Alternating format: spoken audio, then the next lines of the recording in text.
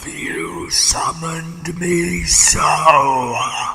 After so long avoiding my realm. Dieter looked seriously at Moore and spoke. I have brought you here because I want to negotiate a deal. Moore intook a vast amount of breath, and for a moment Dieter felt he was going to suck all of the breathable air out of the room. He then calmed his mind again, remembering that this was a dream. His dream. There was no air in this room. He was still in control. Moore spoke. Negotiate? There is nothing left to say, mortal. The price has already been named. The game is afoot. Dieter spoke considerately. I want to propose another idea. Dieter snarled his lip upwards confidently now, feeling great power wash over him. He had Moore right where he wanted him, trapped in a dream he now controlled. He wondered quickly if it might be possible to destroy him in this place. He set his mind upon the task of working this consideration to fruition, if possible, in the background of his mind, while he continued his proposal aloud. I want the Shallian woman removed from the list. I have given this great thought. It is obvious that you are sending your minions to kill my party, so that you can have me sooner. She does not deserve to die because of me. If you remove her from the list, it only benefits you. You get me quicker. Moore spoke. That is not the agreed-upon contract. Only Verena may change the terms, and only if in agreement by all parties. Dieter replied in a cocksure manner. Then use some leverage on her. You're a god. You're the man of the house, aren't you? What you say surely goes, doesn't it? Moore went silent, having stopped making the sound he had been making, that sounded like breathing. For all intents and purposes, it was like having a corpse sit in the opposite chair. Dieter didn't like Moore going silent on him like this. He would have rather heard an angered response than just silence. At least he would have known where he stood with the death god. Still no words from Moore, so Dieter spoke again, trying to incite a reply. Oh, come on! I would have thought you would be happy. I'm trying to redeem myself somehow. That is what you wanted, wasn't it? For me to learn how to care about others? Moore spoke at last. Do not presume to understand my will, mortal. Whether the woman is saved or not is of no concern to me. Her soul was mine the moment she was born. It is now simply a case of when I choose to have her. I care not for your redemption either.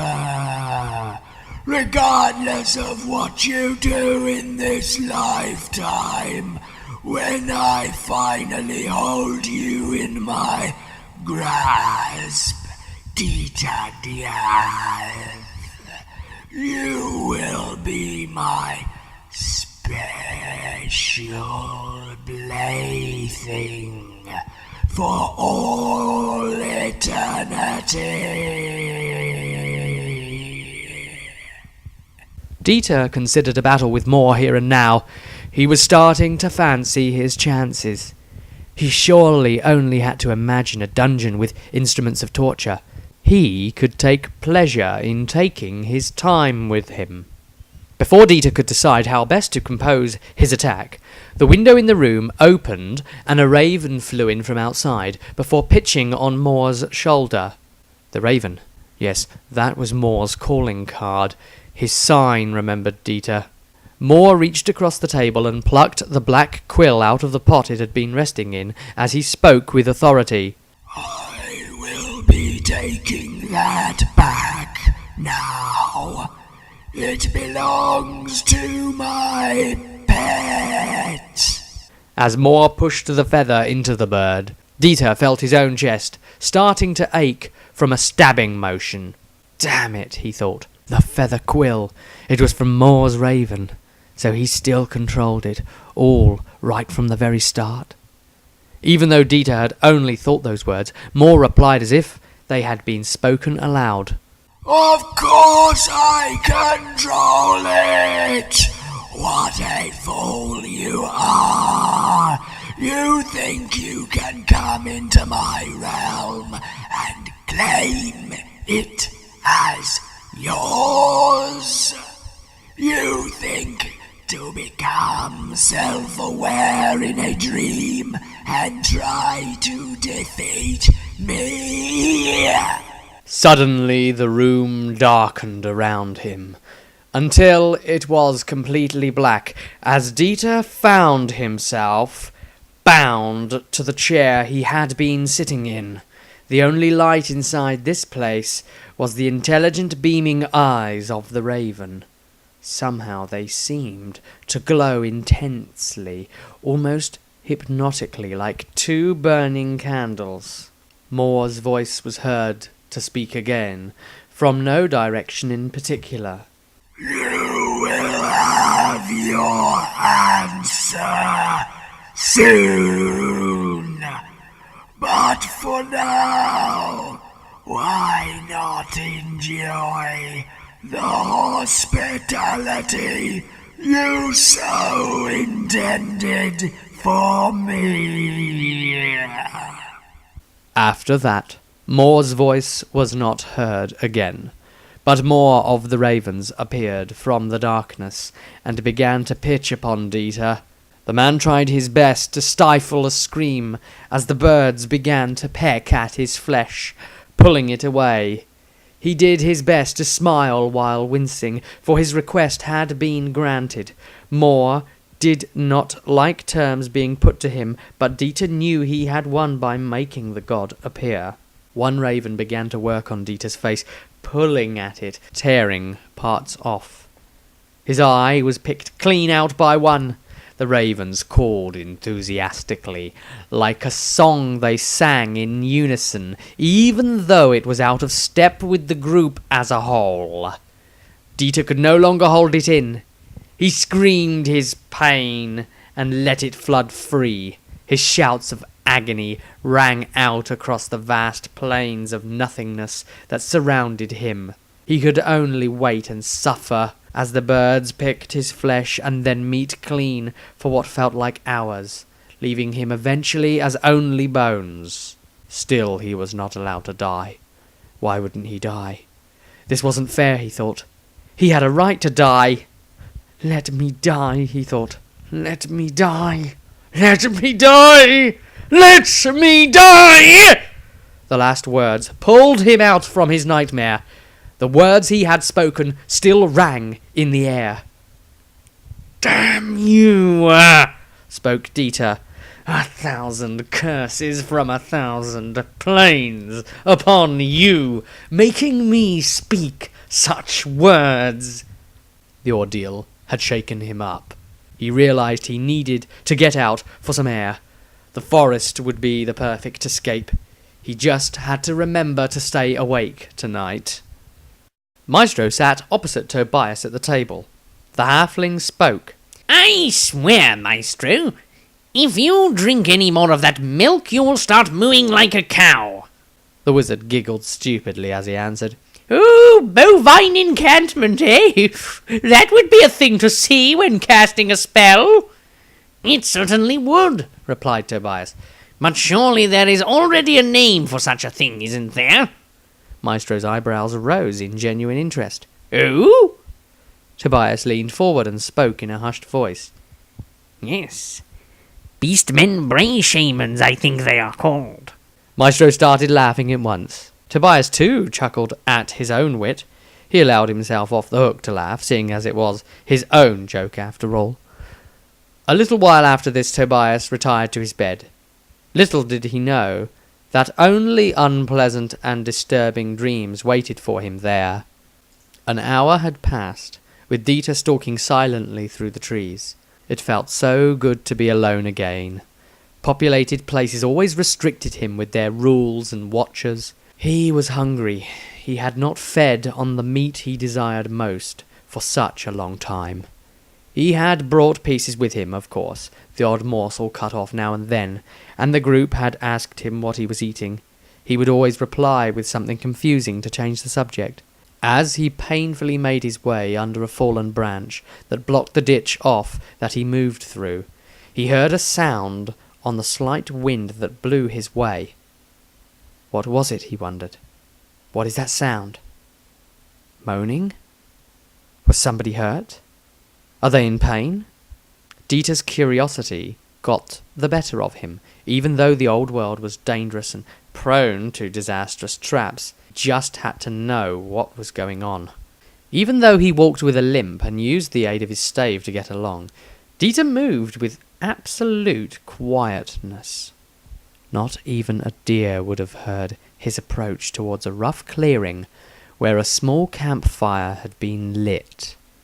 The sound was coming from this place. Dieter looked at the flames of the fire as they cast shadows against the trees in the distance, and somewhere between those trees, writhing shapes could be seen as silhouettes. Dieter moved closer, and as he did so, he started to realize the moans of pain and anguish were a mix. The woman who lay on her back presently was crying from her suffering. The man on top of her was clearly a rapist, having his way with her with his pants around his ankles. His sounds of moaning, however, were of genuine pleasure. Something in Dieter's blood began to boil. He stepped forwards silently and watched the terrible scene before him. He called upon the amethyst powers, and at once the shadows around him quickly surged towards his hand where they formed his familiar scythe. He decided he was going to teach this man a lesson. He just hoped that he would be able to stop at the man and not continue on to the woman. He could feel the now uncontrollable anger seething in him. Would just the one be enough, he wondered? His heartbeat quickened with the excitement of what he was about to do. He was hungry, too hungry to care now. His belly was in need of proper sustenance, but something deep within him craved for more than just that. Dieter's scythe blade made its way around and into the space beneath the man's neck as he obliviously continued taking the woman by force. He was a fat but strong-looking fellow. Beads of sweat dripped off of him and onto the magically created weapon, where they sizzled gently as they ran down it. Without a word of warning or any sound at all, Dieter masterfully pulled up on the scythe handle, taking the man by surprise and cutting his outward exclaim short as the blade dug into his throat. With all the strength he could muster, Dieter pulled the man up off of the woman by the force of the blade itself.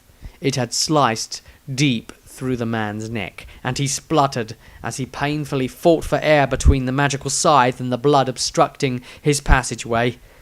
The woman stared open-eyed at Dieter as he forced the man all the way onto his feet. By now the blade had made its way so far through the man's neck that he was dead but standing. Dieter observed him and the expression on his perverted face as his long swollen tongue lolled out of his mouth in protest at what had happened further down the throat. Or this was how Dieter saw it anyway. With a deft flick of the wrist, the blade moved free of the man, as he was allowed to drop, as his cadaver had been trying to. With the same movement, the hedge wizard doctor in training brought the weapon around to face the woman. She was finally getting to her feet and sorting her clothing out. Dieter walked towards her, the weapon still bearing down on the woman. She began to quiver in fear and spoke. Please! Please, no! Don't come near! You saved me! What are you going to... The woman's words were cut off as Dita spoke. Quiet your tongue, fool girl, and tell me what you are. I will give you this one chance, and only one. She stammered in response to this, and Dita's nose clenched up with the rest of his face in annoyance. He brought the scythe down close to her leg, and put the pointed end up her dress, forcing it to raise. The woman was shaking with fear as her upper thigh was exposed along with her underwear. The man spoke. I want to see if what I thought I saw was indeed what I did see. As Dita stared at the woman's upper leg, he saw it. A tattoo of a raven there on her skin. The woman's features suddenly changed from an expression of fear to one of annoyance at being found out. She spoke in a tone that wasn't fitting to her previous demeanour. It looks like you found me out. I lured this poor fool here, knowing what he would take if he found a woman like me, alone in the woods, half naked. He was chosen carefully. Dita's sense of smell was terrible, but his sense of taste was extraordinary. He could taste the magic in the air, somehow lurking in or around this woman. He spoke. Why should I not cut you down where you stand right now, witch? The woman laughed at this with an unexpected confidence. Because, little mortician, I carry part of the message to you from the god of death. Moore agrees that one sigil must indeed burn on your chest this night. Dita spoke aloud. So he is granting my wish that the woman be spared? The woman began to step backwards. Dita didn't like that. He moved towards her quickly and brought his scythe about, sensing a trick. As he gestured with threatening intent, two things happened. Firstly, a gale-force-powered wind knocked Dita backwards some way. Secondly, the female follower of Moore suddenly turned into ravens, her body breaking apart to be revealed as birds that scattered in all directions that led away from Dita. Then he was left alone in the clearing at last, a feeling of confrontational pride overtaking any fear he ought to have felt. He was not going to let his foes get the better of him. He would have his meal as planned. The man turned around with a sadistic look upon his face, and eyed the corpse. He sank to his knees and began devouring it there and then. The parts he did not eat, as they were cut away, were thrown into the campfire.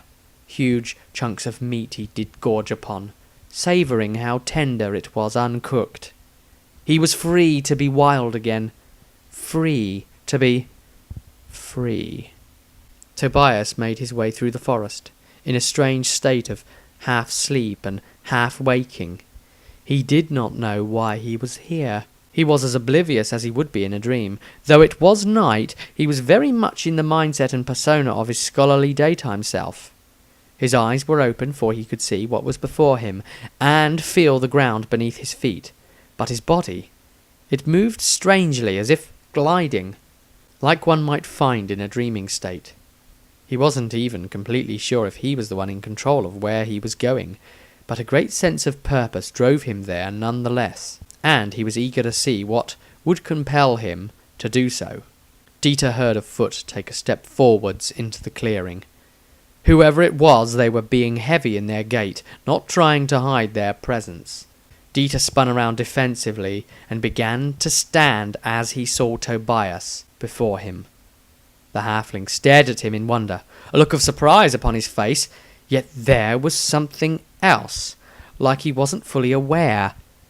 An awkward, for Dita, moment passed, and then Tobias seemed to snap out of it and spoke. Goodness, Death! What inspires you to be out at such an hour on a night like this? Dita replied. I could ask you the same thing. The shock of being disturbed overrode any thought of the doctor in training commenting on the wrong pronunciation of his name. The halfling thought about it for a good few moments, straining to come to an answer to that question himself. Dieter interrupted the thought process. "Oh, let me see if it goes a little like this. You had gone to bed and believed you were having a dream. Next thing you knew, you happened to find yourself all the way out here?" Tobias nodded, a little shocked that Dieter had actually gotten that information correct. Tobias then looked at the mutilated body of the man, and back to Dieter with a look of disgust, and inquired, "What has transpired here? The truth! Tell me now!" Dieter did not like Tobias at the best of times, but his tone now compounded upon the animalistic state Dieter was already in, and was almost too much for him to take. He gritted his teeth and answered, "Watch your tone with me. This man is a rapist. I have intervened against a heinous crime to this woman's good virtue this very night. He got what was coming to him. What he made me give him." Tobias came back with, "That is normally for the courts to decide." Dieter was riled at this, but again did well to keep a handle on himself as he answered, "Yes, but don't get petty with me, Tobias. You know how many people we have killed over the time of our travels. So I went a little too far with this one. So what? I don't like rape. I had a moment where my emotions got the better of me." Tobias's eyes narrowed with suspicion, and he said, "I do not believe I can recall a time, ever, when your emotions got the better of you, Death. In fact, you are as cold as that corpse you stand before." Dieter thought to himself internally, "And so will you be, you jumped-up little runt, if you don't shut up." Tobias folded his arms expectantly. That expression was on his face again, that smug one that Dieter always hated. Tobias always acted like he was better than everyone else. The halfling asked next, "Where is the woman you so boldly speak of? Where is the one who might counterclaim any fingers that might point, unfortunately, at you?" Dieter's chin rose and stuck out defiantly, remembering the supernatural affair he had gone through with her. The halfling would never believe it anyway, he realized, so he went with, "She has run away, trusting not even her savior. The girl is distraught." Tobias shook his head slowly, rocking his weight on and off of his right heel. "That is so very convenient, isn't it?" Dieter's face went blank. He spoke with cold, harsh, unforgiving words. "Have you ever been raped?" Tobias's face turned a little to the left as he considered why Dieter had spoke those words. "No," he offered as a response. Dieter replied, "Would you like to be?" Tobias did not dignify that comment with a response, as was normal for him when speaking to Dieter. Many months ago, the city of Altdorf. The party's travel time, day 0. A short, curly-haired man was sitting in a dark corner of the Two-Headed Goose establishment. A glass of wine sat before him, and before the man sitting in the chair opposite him, the watch captain, Edgar Haust, was telling his table companion, the man he had arranged to meet, of a chaos threat within the sewers below the city. A new pawn had been found to pin everything on. Exterminating them too was of course in their interests. It would do no good having their homes and livelihoods disrupted by the city suffering chaos invasion. A plan was growing. A group of stooges, whoever the watch or witch hunters thought most likely would be the pawns in this stage show that would carry the authorities to reveal the threat and save the city. No one would be any the wiser. This is the plan the watch commander dreamed up. For even though Edgar Haust was indeed a man of a responsible position within the city, he was also a cultist of dark ambitions. Even the smaller man opposite him at the table did not realize this, though. He merely thought the man was corrupted by a deep need of crimson revelation. Like him. A problem that afflicted their kind, but seemingly not a lot of other people, making them feel about as welcome as vampires might. However, this too was how vampires survived in urban society as long as they did. They remained inconspicuous in their gruesome activities. The plan was made. Houst had quickly left to make preparations from afar. The other man left too, a feeling of disgust in his stomach at the treatment of the Shallian lady inside the inn that night. The men would not leave her alone.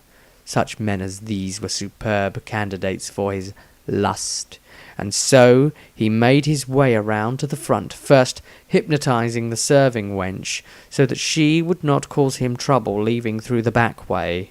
Outside, the rain was pouring fast. A spell was cast upon his body to shield it from rainfall. It would matter not how big a torrent raged upon him, his clothing would not even get slightly wet. He could not promise the same for the other man, though, and not just because he was out in a rainstorm. He had caught up with the man, collaring him in an alleyway and making the kill as quickly as possible, as was his manner, so that he was free to take his time with the body afterwards, with no fear of it trying to escape. He was arranging everything to be right, when suddenly a light flashed upon him. A city watch guard stood there in a rainmack, with truncheon in one hand and lantern in the other. The city watchman spoke. "What are you doing here, sir?" The man did not look around, but started to get up slowly, explaining that he had found a body and was giving it a proper inspection before alerting the authorities. As the killer turned to face the watchman and squinted from the light in his eyes, he was recognized. "Oh, it is you," said the guard. "I am sorry to have startled you. You have helped us with many of these killings indeed, sir. But I am most disturbed by the anonymous tip-off the watch had to come arrest a killer in this district. This alleyway is my patrol." The small man could hear footsteps of more city watch approaching from the street. He stumbled, trying to get back up, and reached, with feigned pretense, for his walking stave, so that it might better bear his weight. The guard instinctively helped him to his feet by taking the man by the arm and handing him his stave. As soon as it touched his hands, he lunged it into an upwards thrust directly below the watchman's nose, making his teeth and mouth bleed. That meant he would not be blowing any whistle for assistance. With his other hand he quickly brought the scalpel he had concealed from sight up and into the watchman's eye. The blade went through and straight into the brain, killing him outright. The killer quickly grabbed the lantern before it could drop to the ground and smash, turning the valve on it so that the light was killed once again, and the alley was in peaceful darkness. The other guards ran by just at that moment, heading for their zones to patrol. Soon they were gone again, though not quite out of earshot. The killer would have to work quickly, he realized.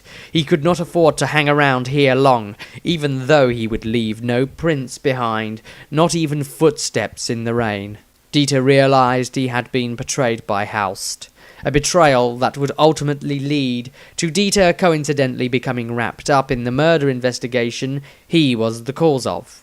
He had killed so many other victims before and after this day, but meeting this group and getting stuck with them as he saw it was the changing point in his life. The marks on his chest were literally like a curse on his flesh. He did not truly know why he murdered people. He only knew that he needed to, a terrible urge that would overwhelm him, only settling down once the deed was done. Little did Dieter realize then and even now that Houst was serving an even larger cause, that of the red-skinned demonic lord who gave him his true orders. Orders that conveyed quite strictly that Dieter should know no friendship, that only through constant betrayal and consequently a feeling of self-alienation would his heart become properly cold enough to carry the legacy intended for him. As Dieter stared at Tobias, he realized that the halfling wasn't going to back down easily from this.